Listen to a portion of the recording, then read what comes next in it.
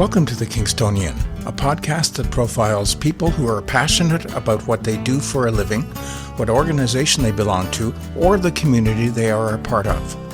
Here is your host, Dave Cunningham. Thank you, Steve. Hello, everyone, and welcome. Today's guest is Lindsey Fair, someone who has built her career around helping people, businesses, and communities reach their full potential. Whether she's working with entrepreneurs, municipalities, or community organizations, Lindsey has a passion for bringing people together, building partnerships, and turning good ideas into meaningful ones. Her career has taken her through entrepreneurship, marketing, communications, and economic development, but the common thread has always been a desire to help others succeed. In our conversation, Lindsey shares the experiences that shaped her leadership, reflects on the importance of community involvement, discusses how marketing and economic development have evolved, and explains how those experiences have led her to her current role with Invest Ottawa. I think you'll come away with a better understanding not only of what Lindsey does, but why she is so passionate about doing it.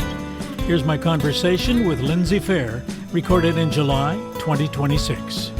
Lindsey, welcome to the podcast. Thanks for having me, Dave. Nice to be here.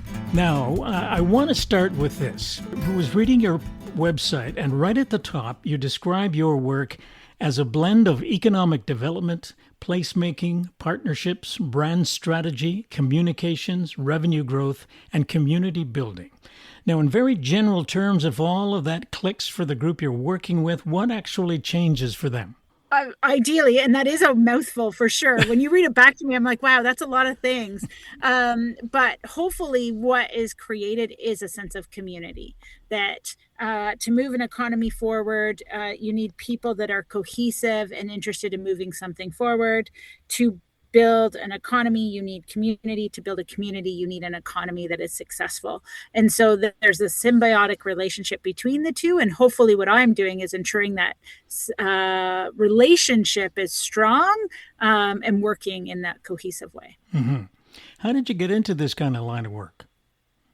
Oh, well, it's definitely not been a linear journey for sure. I think, drawing out what was the connections between all of my work experiences and my volunteering experiences really was nonlinear. And it really is, I'm driven by people and a curiosity, but what makes people tick. And so if I went back and redid it, I might become a consumer behaviorist or a psychologist as an example, because I'm really interested in what makes people want to do things. Mm-hmm. And so over my career, I've worked in marketing, which is absolutely about consumer behavior and what makes people be persuaded to buy things. In my nonprofit work, I'm often working with volunteers and what makes them motivated to volunteer more or contribute more. And then in my military experience, which was very short-lived, but it is fundamental of who I am, for sure. It's how I met my husband. That military background really got me thinking about how do we come together as community to move a goal forward. And so it's a combination of those things. I was also a teacher or a professor in colleges and universities for a long period, almost 18 years of teaching. And during that time, I really, had to get people to want to learn. And so how do you persuade them into learning? And so, some people are there because they want to learn. Some people are there because they think they want to learn, but they actually don't want to put in the time. And then others are there because somebody told them to be. And so how do I make sure that they all want to be part of that community and learn together? Now, was there a particular moment or experience that brought you to this particular position that you're in right now? Oh, that's a really hard question. Yeah. I know. That's a hard question. I definitely have some defining moments in my life that have led to where I am. And I don't know if there's one particular that led to where I am. One of the earliest ones, and perhaps we go on a little journey together, but in 1991, I was young. I think I was 15 at the time. I did a course called Practical Leadership with the Sea Cadet program on the West Coast. So I grew up in subsidized housing. We're going down a journey here, Dave. I hope you're okay with this journey, but we're going down a journey. So I grew up in subsidized housing. Very poverty oriented background. My mom worked 2 jobs. My dad was out of the home for many reasons, had mental illness and so on. And so I was in the cadet program, which gave me lots of opportunity that I wouldn't have otherwise had. And so they sent me to Comox, British Columbia. I'd never been on a plane. Got to fly there. I actually got to go in a Herc plane. So the very intense opportunity in my life. But that 8-week course taught me a lot about who I am and the grit that I had and the tenacity I had to try things even when people said I couldn't. So we did an Outward Bound where we had a soapbox of food for 5 days while we were out on a cutter on the ocean and had to find our way back. And that really taught me a lot. One, about how to get along with other people. There was 15 other girls on the boat with me and no adults there. We were 15-year-olds. Jeez. Out on this boat for 5 days with no food. So it taught me a lot about resilience, understanding people, trade-offs, this is what I want, but this is what they want. And how do we compromise to get what we both need? And I would say that was fundamentally developed who I was from an early stage growing up. I think some of the other defining moments in my career, my husband and I, Matt, we both owned companies at the same time. And so my husband owned company. No, not the same company. We did later go to jointly own a company together, but him and I owned 2 separate companies at early 2000s, and that was during the .com crash. And he owned a web development company, and I owned one of Canada's first web marketing companies. And nobody knew what that was, and that taught me a lot fundamentally about marketing because I had been doing marketing before that. But what that taught me was I was trying to sell a product that nobody understood. And it's really hard to make money when you're trying to educate and sell. Mm-hmm. And it was in an industry just like we are in now with AI, where it's changing faster than I could keep up with. And the only way to make some money from something truly is to sell it the second time. The first time you sell it, there's loss and R&D and so on. And I didn't get to the second time ever because the industry would change too fast. Yeah. And so I couldn't keep up. And I'm finding that's happening with AI right now with a lot of industries. And that's what I was going through. And so that has served me well throughout my career to think about that moment and how do you stay ahead so that you're not falling behind. So that was a defining moment in my career. And then most recently, and I'll be really transparent, my last role, I was with a university that was going through some financial hardship. And as most of them are in the country at this time. And the choice came to my role or other roles on my team. And I had already done a lot of layoffs on the team and didn't feel comfortable proceeding with more. And I said to my boss, I think I'm the next layoff. And so worked myself out of a job, basically put my name forward on the list I was submitting for layoffs, and got an exit package. And the defining moment that led is it brought me back home. So Ontario is my home. And I was very homesick when we left Ontario, and Eastern Ontario in particular. I missed my friends and my family.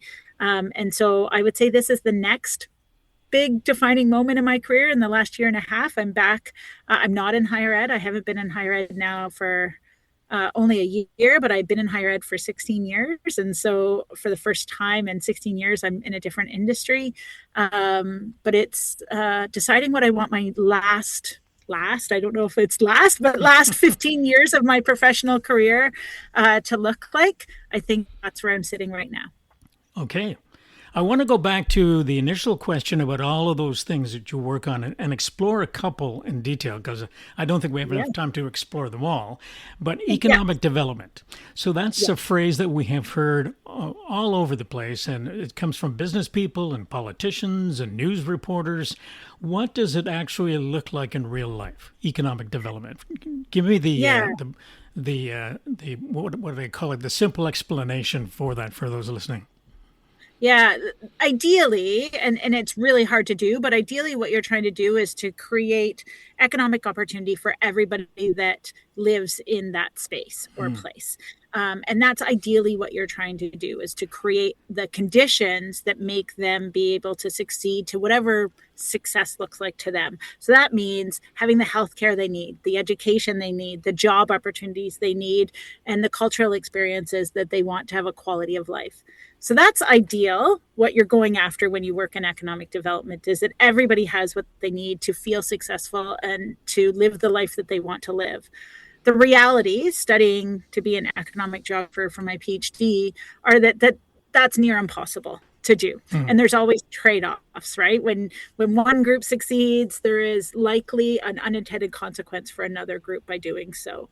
And that's the unfortunate part. And as an urban geographer in particular, I wanted to understand how cities and urban districts and neighborhoods, because I believe that people's experiences are lived at the neighborhood level. They're not lived at this macro scale at the national level. They're lived on the street. Do I have a corner store to buy bread from? And do I feel safe when I walk to that corner store? And, can I get a doctor when I need it?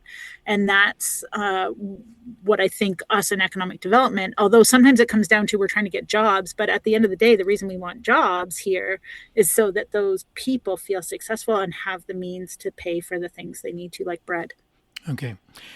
Does the approach that you would take in helping to promote economic development, is it different from working with a municipality or a small business or a post-secondary institution?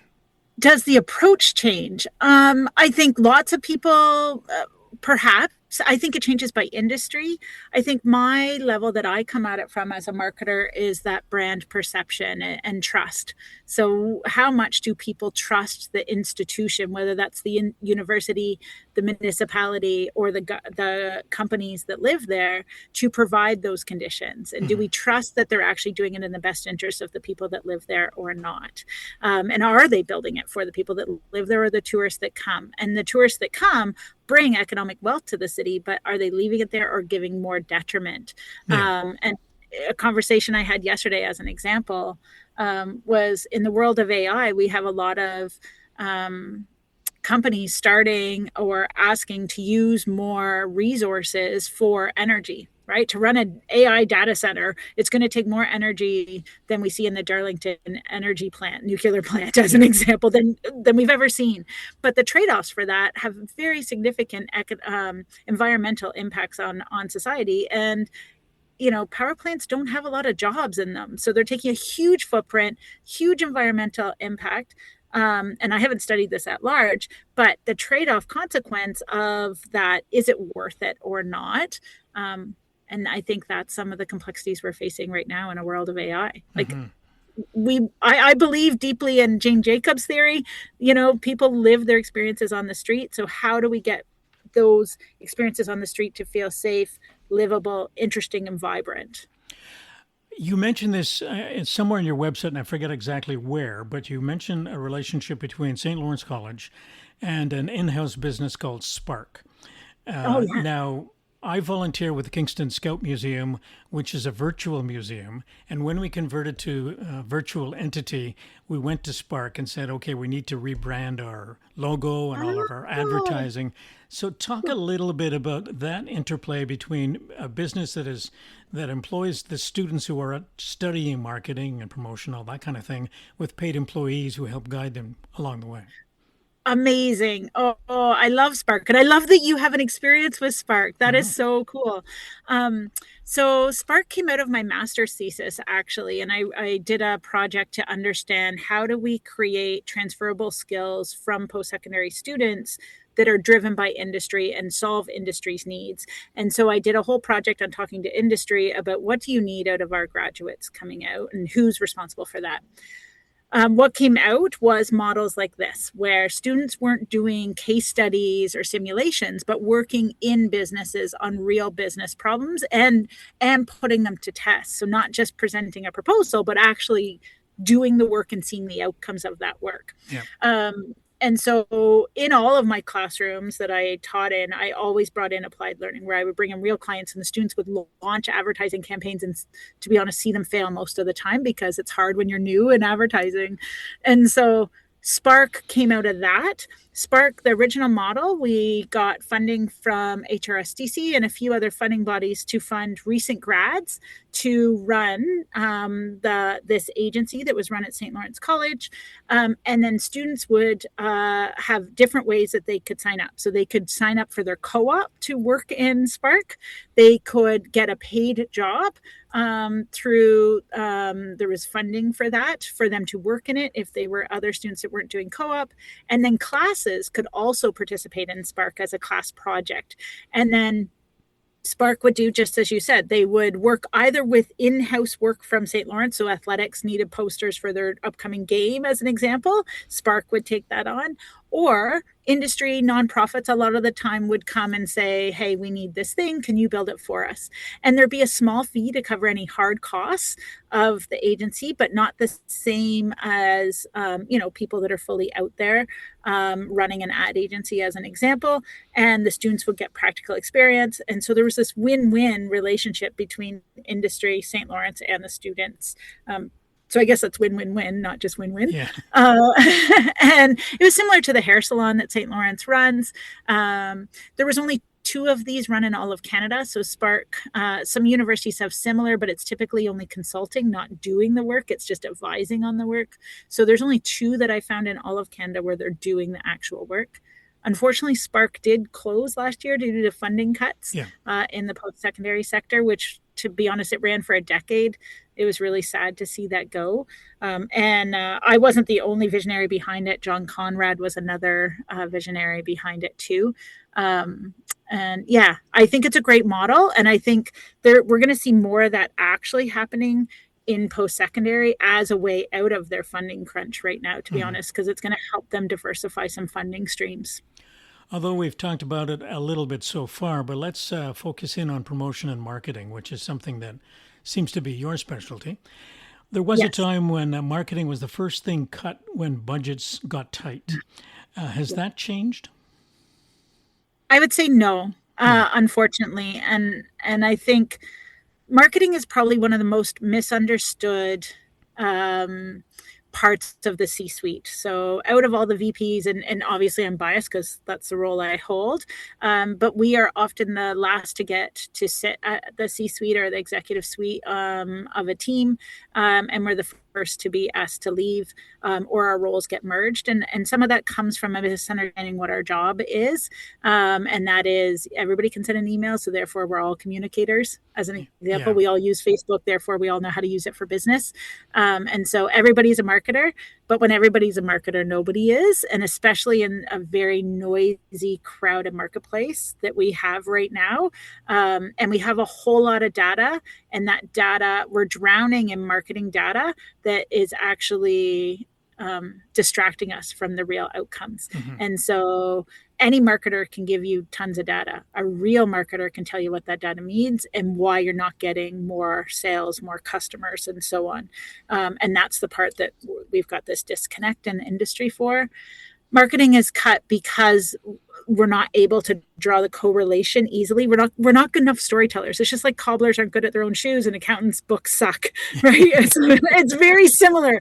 Marketers are great external storytellers, but we forget that we have to tell our story internally about the value we're bringing to the organization and the risks if you don't bring us into the table.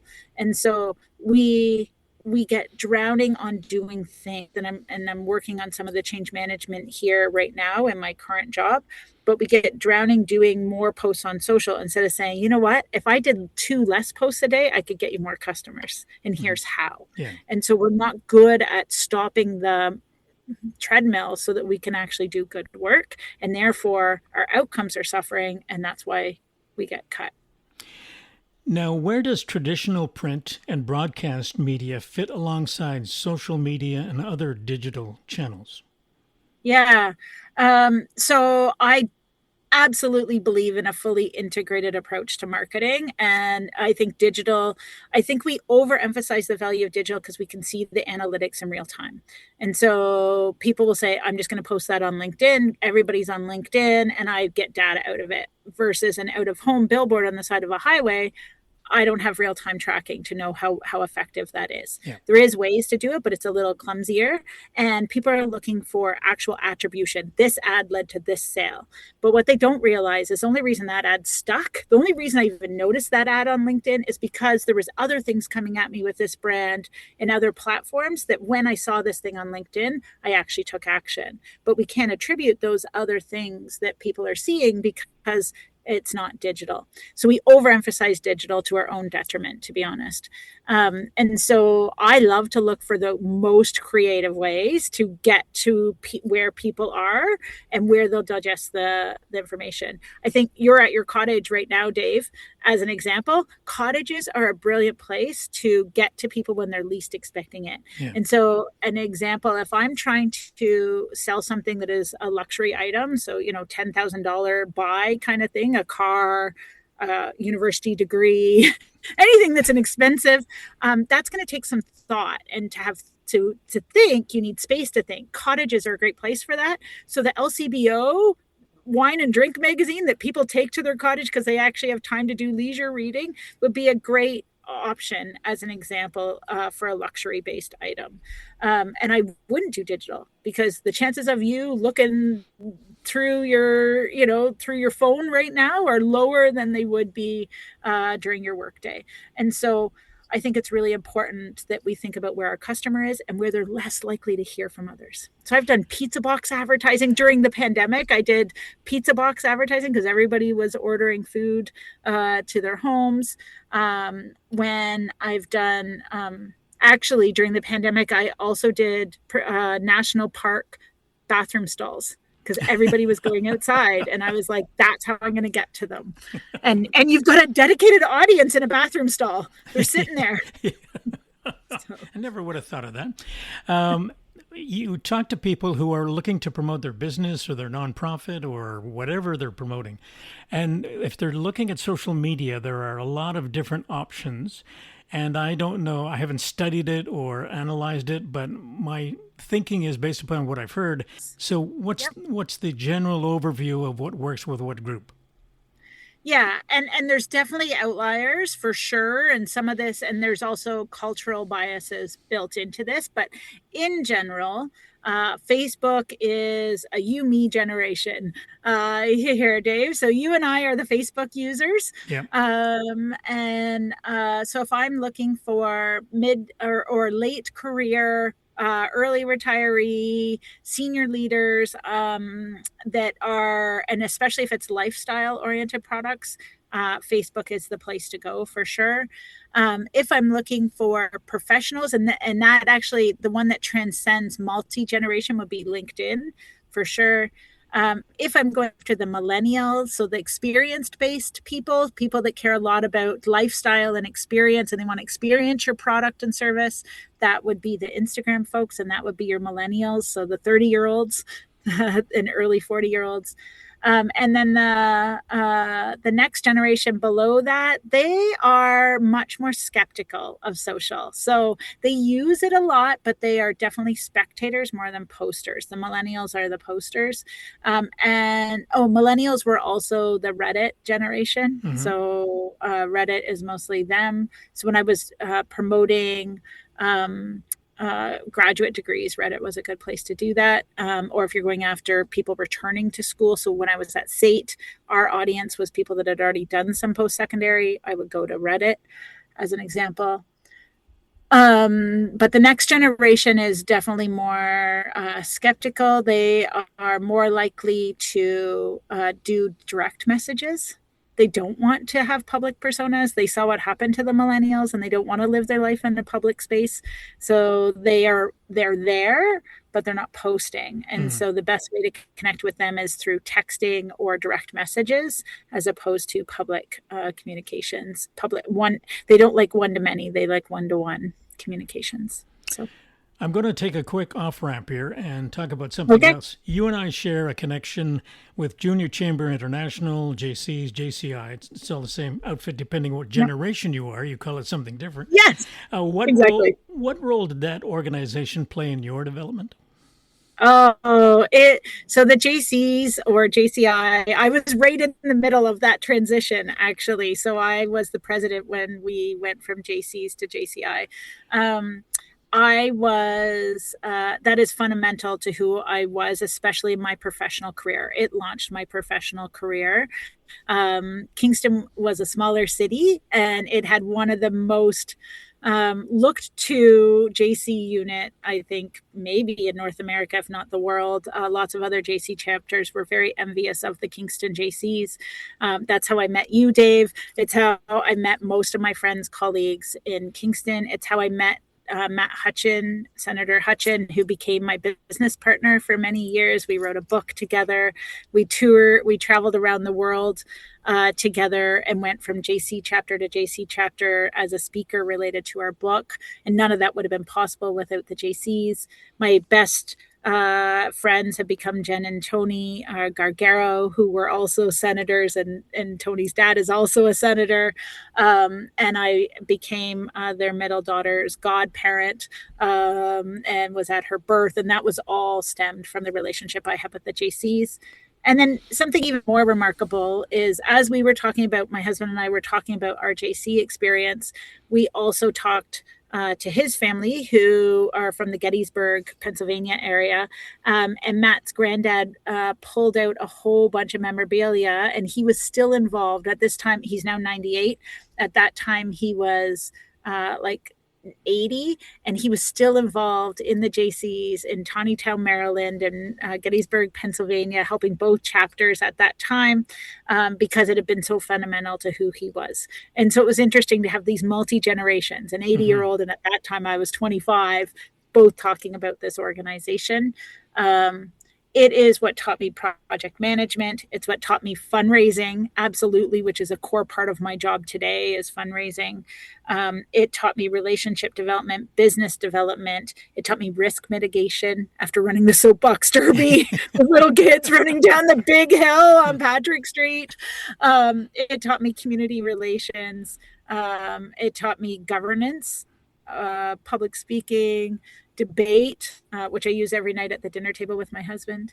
How does that go? Well, I won, so yeah.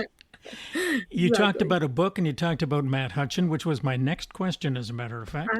He's a mutual friend of ours, and he's, as you mentioned, heavily involved in Jaycees. The book is called Trucker Management: Driving Small Business to Success. Where did that idea come from, and what is the core message from the book? Oh, goodness. You're going to have to interview Matt on this, too, because we'll have funny stories on it. So Matt and I we were the best partners ever. He's an accountant, I'm a marketer, and he is the most marketer accountant I've ever met. And he would say I'm the most accountant marketer he's ever met. And so, which is perhaps why we got along. He had mentioned he had this idea for a book in passing one night at dinner. And then I had been working at the Kingston Economic Development Corporation, running the Entrepreneurship Center at the time. And he was one of our consultants that we would bring in. And he had talked about this book. And I was looking to leave KEDCO at that time. We had a young kid, and I wanted to spend more time as a mom. And I'm not good at saying no. And so they interviewed me. The Whig Standard interviewed me about my exit from KEDCO. And in that interview, I said, I'm leaving to write a book with Matt Hutcheon. And I forgot to tell him that I did this. And it showed up in the paper the next day about our book, and that it would be launched in 3 months from that day. And so he called me and he's like, what? We're writing a book in 3 months? And so we got busy that day writing our book.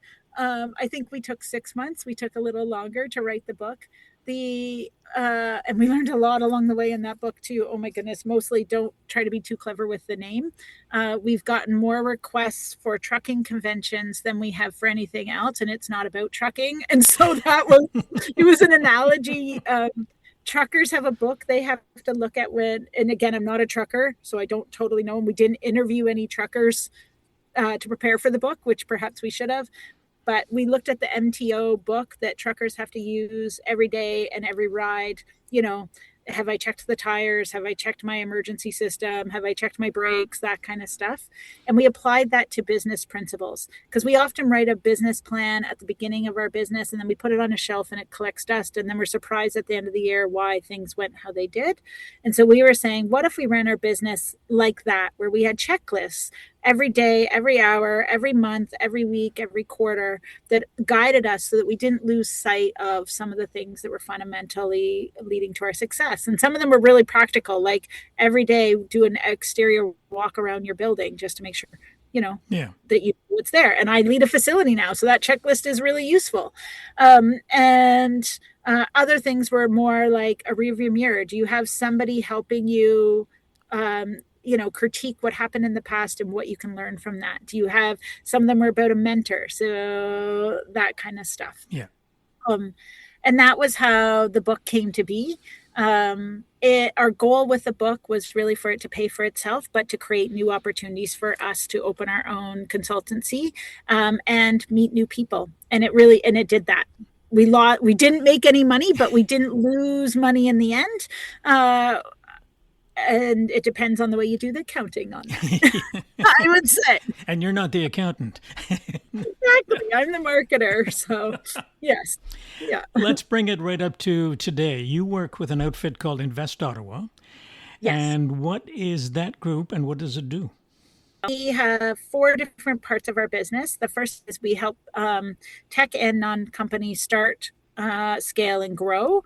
And so an example of that could be your local hair salon, but it could also be Shopify was one of our clients as an example. So some of the biggest tech startups in Canada started by working with our services and our advisors.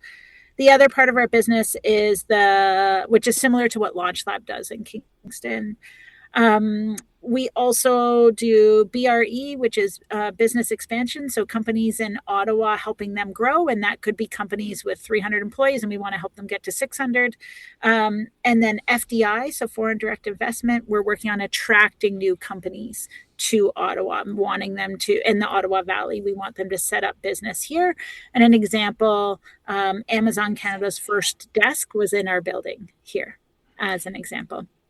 No. And then we have 2 other parts of our business. I'll just say really quick. One is Bayview, which is the building that I run.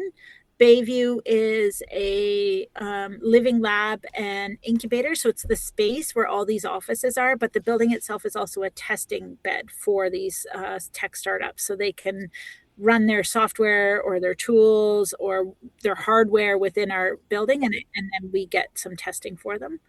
And then the last one is a property called Area X.O, and it is an R&D complex.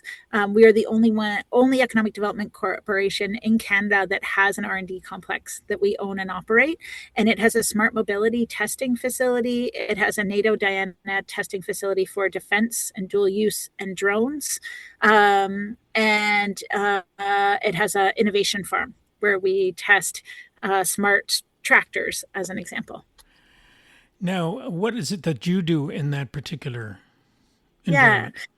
So I have a very diverse portfolio. So I run marketing and communications for our programs and services for Invest Ottawa. But that also means that I am kind of like the chief marketing officer for Ottawa. My job is to promote Ottawa to the world, not to tourists so much, but to businesses and corporations and tech talent. And so I lead all of our brand campaigns around the world for Ottawa. That's one part of my portfolio. I run the Bayview facility, so the living lab and incubator. And then I also run all of our corporate partners and sponsorships and our flagship events. And so our flagship events, we have GC Expo coming up in the fall.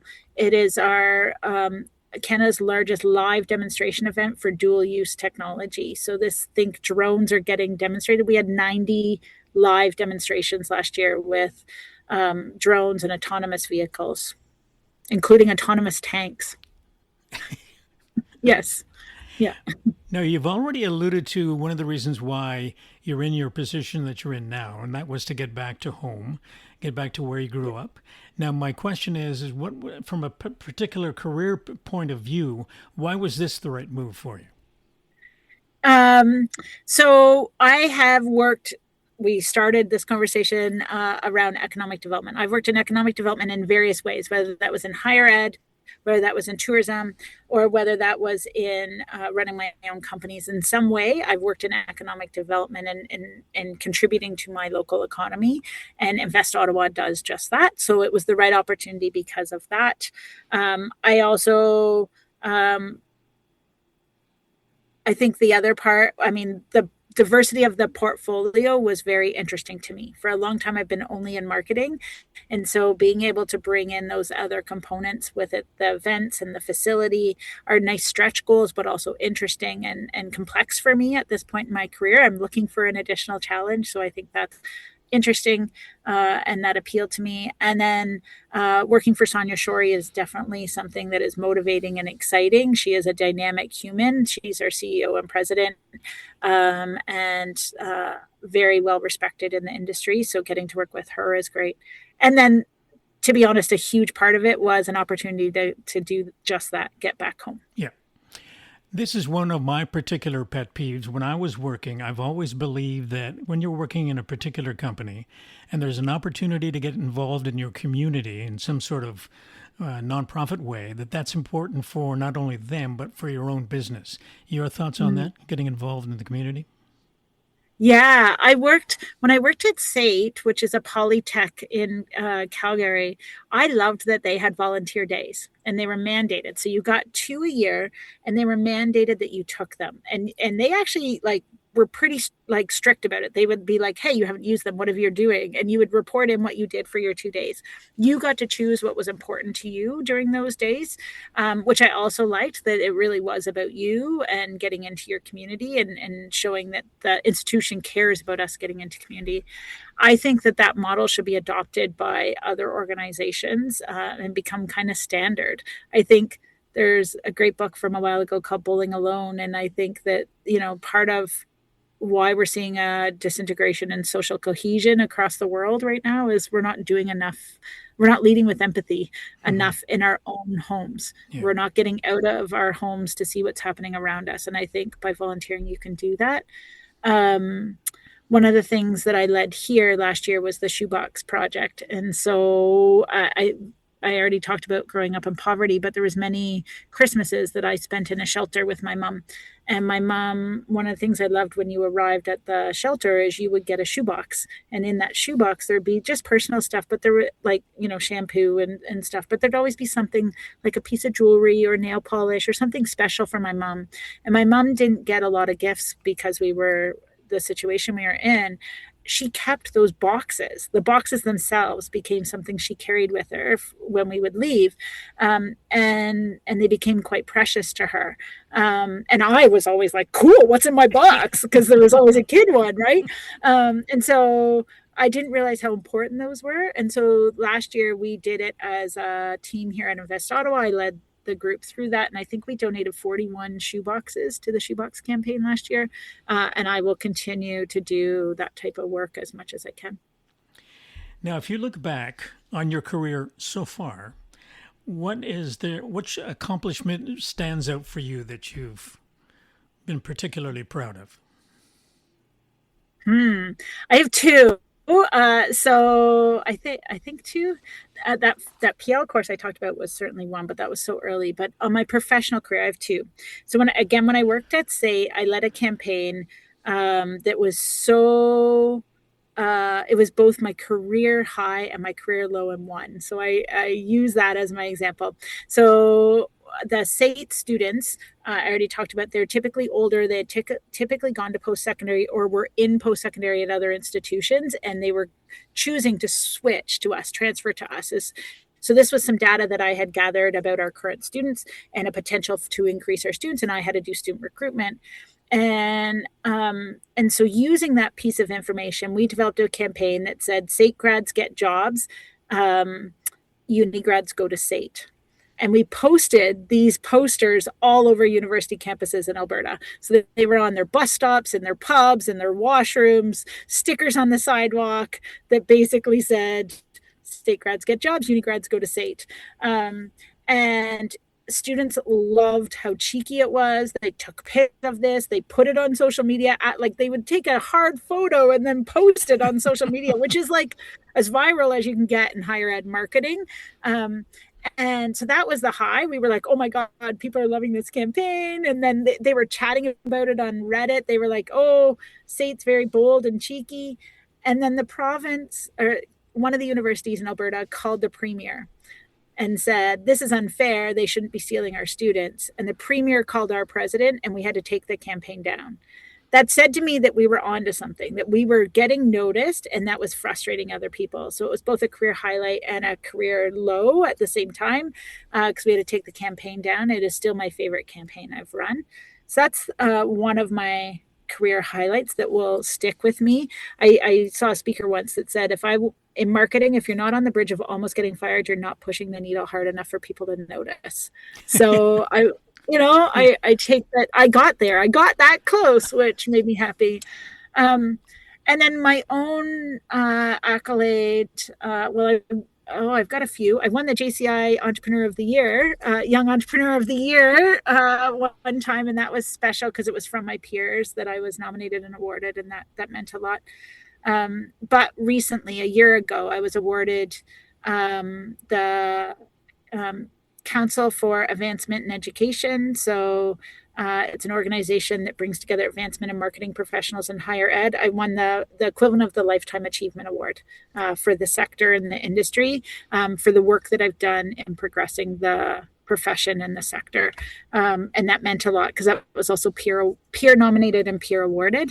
And it was a national award. So it also felt like, wow, I'm getting a Lifetime Achievement Award, but I feel like I still have a lot of life to live. That's a problem with those awards. You hear about that all the time. I'm not dead yet. Exactly. There's a lot in this conversation that connects with where we are right now as a country, the need to build, promote, communicate effectively, and items that we all need to buy into, particularly now. And I want to thank you very much for the work you're doing and for your time today. Thanks, Dave. Thanks for having me, and thanks for making me laugh and go down a trip down memory lane. That was great. Thank you. You're welcome. My thanks to Lindsey Fair for joining me on the Kingstonian podcast. I hope you enjoyed getting to know Lindsey and hearing how her passion for helping people and communities succeed has shaped both her career and her approach to leadership. As always, thank you for listening. If you enjoyed this episode, please share it with a friend and consider rating and subscribing wherever you get your podcasts. It helps others discover the show. This episode was recorded in July of 2026. I'll be back soon with another conversation. The theme music for the podcast is Stace's Oasis, written and performed by Kingston musician Tim Aylesworth. If you have any questions, comments, or suggestions about any of the episodes, please send a note to the kingstonianpodcast@gmail.com.